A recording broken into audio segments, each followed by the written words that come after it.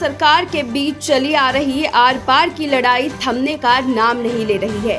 साल 2020 में इस लड़ाई का महासंग्राम देखने को मिला था, जिसमें सरकार को किसानों के सामने हार माननी पड़ी और नए कृषि कानून वापस लेने पड़े। लेकिन इस लड़ाई का अंत अभी तक नहीं हो पाया है। जहां सरकार का कहना है कि उन्होंने किसानों के हित में कृषि कानून में बदलाव किए हैं, वहीं किसानों का कहना है कि सरकार ने सिर्फ किसानों के विकराल प्रदर्शन को रोकने के लिए उन्हें बस संतावना दिया था। हमारे सामने कई बार इस तरह की तस्वीरें सामने आई है, जहां किसानों ने नए सिरे से हुंकार भरकर सरकार को फिर से चिताया। आज ऐसे ही हुंकार एक बार फिर से भरते हुए किसान नजर आ रहे हैं, जिनकी आवाज बनकर भारतीय किसान यूनियन के अध्यक्ष ऋषिपाल अम्बावता ने इंडिया 7 से खास बातचीत की। देखिए हमारी ये खास रिपोर्ट। नमस्कार, आप देख रहे हैं इंडिया 7 न्यूज और आपके साथ मैं हूं क्रांति सिंह। हर तरफ हम देख रहे हैं कि किसानों की तरफ से कई सारे आंदोलन होते आए हैं और उन आंदोलन की जगह पर जो है सरकार कई बार नतमस्तक भी हुई है। एक बार फिर से हमारे साथ एक खास मेहमान जुड़ चुके हैं, जो कि किसान यूनियन से आते हैं। भारतीय किसान यूनियन के राष्ट्रीय अध्यक्ष है ऋषिपाल अम्बावता। सर, आपका बहुत बहुत स्वागत है। जानना आपसे यही चाहेंगे कि जिस तरीके से किसान आंदोलन कर रहे हैं, आपका भी कुछ उसी तरीके का ही अगला प्रोग्राम है जो 2 अक्टूबर को सुनने को आ रहा है? ये जो आंदोलन हुआ जी, उसमें 750 शहीद हुए किसान जी, और वो आंदोलन पूरे देश के किसानों ने किया जी। और वो आंदोलन था 3 कानून वापस लेने का था, एमएसपी की गारंटी का था। इस सरकार ने उसमें माननीय प्रधानमंत्री जी ने माफी भी मांगी कि कोई मेरी सेवा में कोई कमी रह गई है, तो किसानों ने आंदोलन खत्म कर दिया। लेकिन आज तक नहीं तो आय दुगनी हुई और ना ही आज तक किसानों का जो एमएसपी की गारंटी का कानून बनना था वो भी नहीं बनाया। तो ये सरकार ने किसान के लिए कभी भी इस सरकार में 9 साल के राज में मुझे लगता है कि किसान के हित में ये सरकार नहीं रही। शुरू से ही आंदोलन रहे। पहले भूमि अधिग्रहण का आंदोलन रहा। यहाँ नवेड़ा में जितनी भूमि इन्होंने ली, जेपी ग्रुप कितने भी है, आज तक उसका मुआवजा नहीं मिला। तो आंदोलन तो किसान करेगा मजबूरी में, सड़कों पर कोई मजबूरी में थोड़ी बैठता है।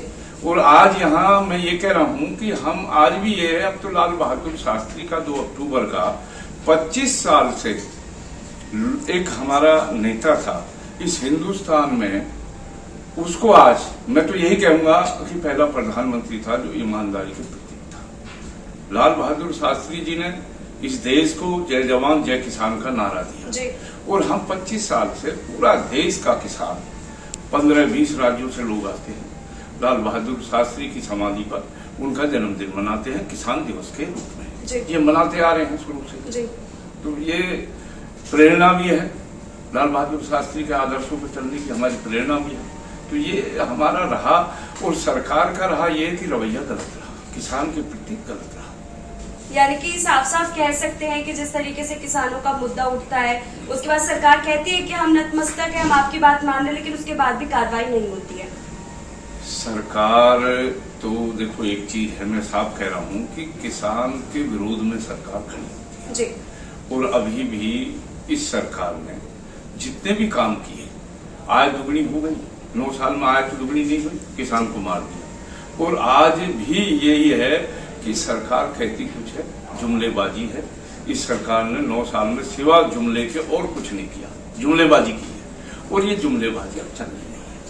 देश का किसान चाहे पंजाब, हरियाणा, राजस्थान, उत्तर प्रदेश, लोगों में जो लोकप्रियता थी मोदी जी की, लोगों ने सोचा था कि भाई ये गरीब का बेटा है, चाय बेचने वाला है, इसको गरीबी की पता है, लेकिन वो उल्टा निकला।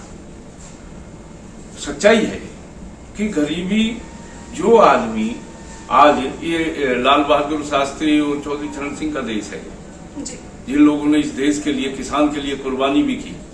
आज यहाँ क्या हो रहा है कि कहीं भी है, जितने भी है, आप भारतीय जनता पार्टी, मैं कह रहा हूँ कि किसान की बात कर रहे हैं, ढोल पीट रहे हैं।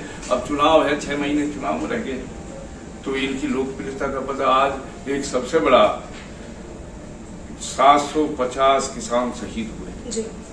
एक बार भी इस देश के प्रधानमंत्री ने अपने जवान से ये नहीं कहा कि भाई 750 लोग शहीद हुए हैं, वो देश के नागरिक थे, किसान के बेटे थे, तो ये सरकार पे हम क्या उम्मीद कर सकते हैं?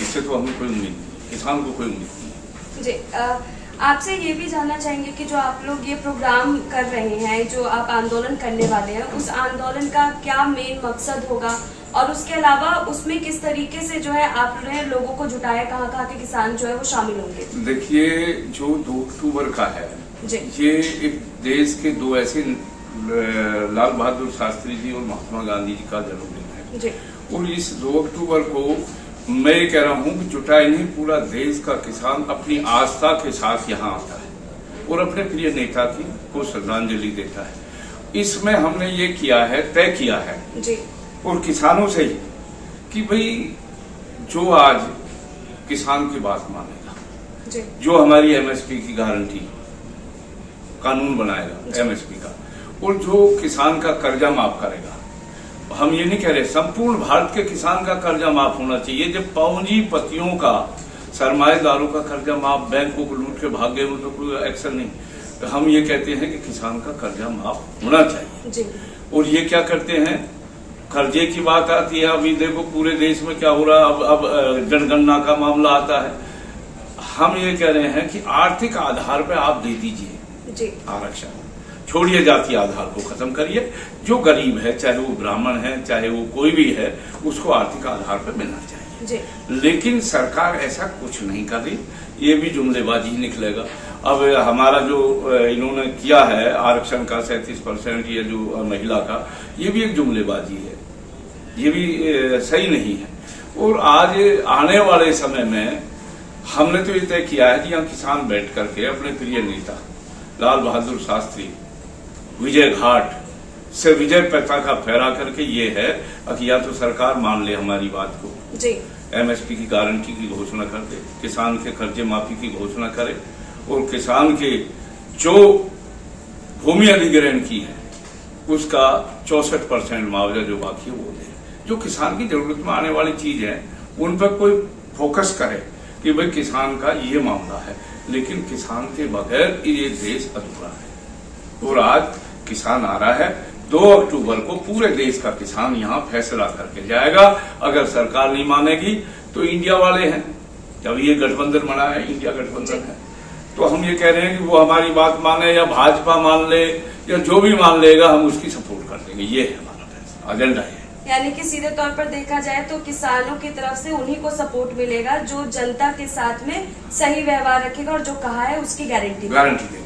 यहाँ पर एक आखिरी सवाल हम आपसे ये भी जानना चाहेंगे कि जिन किसानों को आप अपने साथ जोड़ रहे हैं, उनमें जो किसान है, क्या वो सारे के सारे इसी तरीके की मांग लेकर के आ रहे हैं, या फिर उनमें से पहले वो किसान रहे हैं जो इससे पहले टिकरी बॉर्डर पर भी आंदोलन में मौजूद थे? देखिए, पहला तो एग्जाम्पल मैं ही दे रहा हूं, मैं उसमें रहा, गाजीपुर में मैं रहा, मुकदमे हमारे ऊपर बने। शिव कुमार कक्का जी है, बड़ा चेहरा है, वो भी इसमें आ रहे हैं जी। जगजीत सिंह डल्लेवाल जी हैं, वो भी बड़े चेहरे हैं। जो किसान पे बड़े चेहरे हैं वो सब लोग आए और किसानों की समस्याओं को लेकर के फिर से चाहे आंदोलन करना पड़े जी। और हमारा तो मकसद ये है कि सरकार अगर मान लेती है, हमें आंदोलन की जरूरत नहीं जी। किसान अपना काम करे और नेता अपना राज करे। बिल्कुल, हमें कोई जरूरत नहीं है, ना हमें नेता बनना है, हमें तो किसान की समस्याओं को उठाना है और किसान के भले में काम करना है। किसान की अगर कोई सरकार नहीं मानेगी, वो सरकार इस देश पर राज नहीं करेगी। ये दावा है हमारा जी। ये आप किसानों को यहाँ से क्या कुछ कहना चाहेंगे जिससे कि वो आपके आंदोलन में आपके साथ आकर के जुड़े? कोई मैसेज आप देना चाहेंगे? नहीं, मैसेज मैं ये कह रहा हूँ, 2 अक्टूबर को हमारे प्रिय नेता लाल बहादुर शास्त्री जी का जन्मदिन है जी। और यहाँ आंदोलन की कोई वो नहीं है। यहाँ तो सिर्फ अपने प्रिय नेता को श्रद्धांजलि देने के लिए किसान आ रहे हैं। एक बार जगह भी बता दीजिए। 2 अक्टूबर को विजय घाट जी, लाल बहादुर शास्त्री जी की समाधि पर देश का कोने कोने से किसान आए और अपने प्रिय नेता को श्रद्धांजलि दे। उसके बाद पंचायत हो, उसके बाद वो तो उस दिन हम कुछ नहीं कर रहे, उस दिन तो हमारा इकट्ठे होकर के पंचायत में अपने प्रिय नेता का आशीर्वाद ले करके फिर पंचायत करेंगे। कहाँ करेंगे फिर तो वो तो हम आपको क्यों बताएं क्या करना है, वो तो बाद में बताएंगे जो भी होगा। धन्यवाद। तो अब आप देख सकते हैं कि यहाँ पर किसानों और सरकार के बीच में जो लड़ाई चल रही है वो अब एक बार फिर से शुरू होने की कवायद पर दिखाई दे रही है। हम आपसे जानना चाहेंगे कि इस रिपोर्ट को देखने के बाद आप लोग के क्या तर्क है, कमेंट बॉक्स में हमें जरूर बताइएगा। अभी के लिए बस इतना ही। देश दुनिया की तमाम बड़ी खबरों के लिए देखते रहिए इंडिया 7।